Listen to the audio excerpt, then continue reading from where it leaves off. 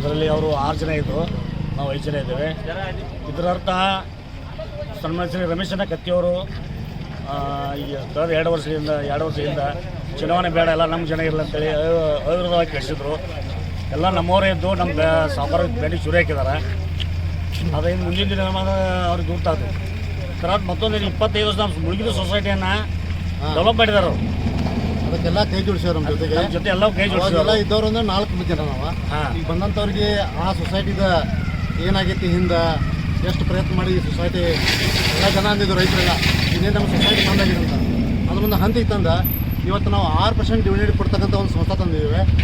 ಈ ಸಂಸ್ಥೆದಾಗ ನಮ್ದು ಸಾವುಕಾರ ಪರ ಇರಬೇಕಾಗಿತ್ತು, ಸನ್ಮಾನ್ಯ ರಮೇಶ್ ಕತ್ತಿ ಅವರ ಪರ ಆಗಿರಬೇಕು. ಹೊಸ ಒಂದು ಗೋಡೌನ್ ಸಹಿತ ನಮ್ಗೆ ಕೊಟ್ಟುಬಿಟ್ಟಿದ್ದಾರೆ. ಸುಮಾರು ಒಂದು 70 ಲಕ್ಷ ರೂಪಾಯಿ ಕೊಟ್ಟ ಒಂದು ಕಟ್ಟಡ ಇನ್ನೂ ನಾವು ಓಪನಿಂಗ್ ಮಾಡಿಲ್ಲ. ಅಂಥ ಒಂದು ಸಹಾಯ ಮಾಡಿದಾಗ ನಮಗೆ ಅವತ್ತು ನಮಗೆ ಜೊತೆಗೆ ಪತ್ತು ಕೊಡೋಕ್ಕಾಗಲಿ ಬಟ್ ಯಾವ ದೃಷ್ಟಿಯಿಂದ ಯಾವುದೂ ಭೇದ ಭಾವ ಮಾಡಿಲ್ಲ, ಜಾತಿ ಧರ್ಮ ಏನೂ ಮಾಡಲಿಲ್ಲ. ಈ ಸೊಸೈಟಿ ಒಂದು ಉಚ್ಚ ಮಟ್ಟಿಗೆ ಹೋಗಬೇಕು ಅಂತ ನಮ್ಮ ಜೊತೆಗೆ ಅವ್ರು ಸಾಥ್ ಕೊಟ್ಟರು. ಇವತ್ತು ಡೆಲಿಗೇಷನ್ಗೆ ಅವ್ರದ್ದಾಗಿದೆ. ಮುಳುಗು ಸೊಸೈಟಿಯನ್ನು ನಮ್ಮ ಶ್ರೀ ರಮೇಶಣ್ಣ ಕತ್ತಿಯವರು ಎಬ್ಸಿದ್ದಾರೆ. 2 ಸಲ ಮುಳುಗಿ ಸೊಸೈಟಿ ರೈತರಿಗೆ ಭಾಳ ಅನುಕೂಲ ಮಾಡಿಬಿಡ್ತಾರೆ. ರೈತರಿಗೆ ಅನುಕೂಲ ಮಾಡಿದ್ರೆ ನಮ್ಮನ್ನೆಲ್ಲ ಆಚೆ ಕಳಿಸಿದಾರೆ, ಅವರು ಅವಿರೋಧ ಮಾಡಿ ಕಳಿಸಿದಾರು.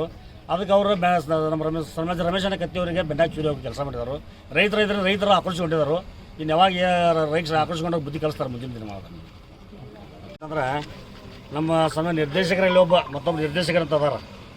ಅವ್ರದ್ದು ಕ್ರಿಮಿನಲ್ ಕೇಸ್ ಈಗಾಗಲೇ ಕೋರ್ಟ್ ವಾರೆಂಟ್ ಅದಾವ್ರಂತೆ, ಜಾಮೀನು ರಹಿತ ವಾರೆಂಟ್ ಅದಾವೆ.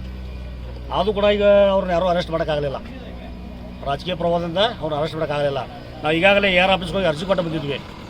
ಅರ್ಜಿ ಕೊಟ್ಟು ಬಂದ್ರೆ ಅವರು ಡಿಸ್ಕ್ವಾಲಿಫೈ ಮಾಡಲಿಲ್ಲ. ಅವರು ರಾಜಕೀಯ ಒತ್ತಡದಿಂದ ಈ ಟೈಪ್ ಮಾಡಿದಾರೆ. ಕ್ರಿಮಿನಲ್ ತಂದು ಇಲ್ಲಿ ಮೀಟಿಂಗ್ ಮಾಡಿದಾರೆ. ಚುನಾವಣೆ ಅಧಿಕಾರಿಗಳಿಗೆ ಹೇಳಿದ್ರೆ ಅವ್ರು ಏನಂದ್ರೆ ನೀವು ನಿಮ್ಮ ಚುನಾವಣೆ ಅಧಿಕಾರಿ AR ಆಫೀಸ್ಗೆ ಹೋಗಿ ಅರ್ಜಿ ಕೊಟ್ಟು ಬಂದೆವು, ನೀವು ಪ್ರೂಫ್ ತಗೊಂಡು ತೋರಿಸ್ತೇನೆ, ಅದು ಇಶ್ಯೂ ಇದೆ ಇಲ್ಲಿ.